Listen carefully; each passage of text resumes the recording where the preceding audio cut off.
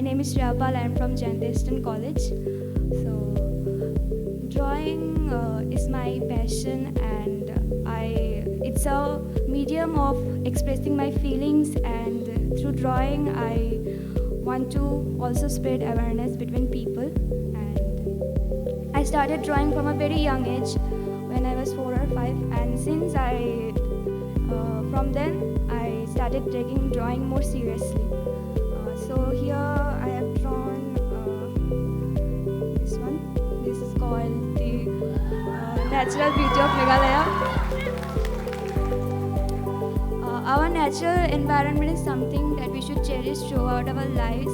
And what can be a great example of natural environment other than Meghalaya?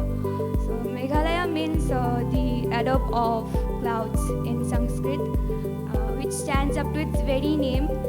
Rolling clouds, beautiful hills, and number of waterfalls, which makes it a perfect personification of natural beauty.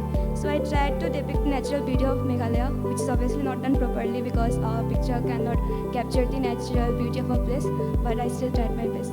That's all. Thank you very much.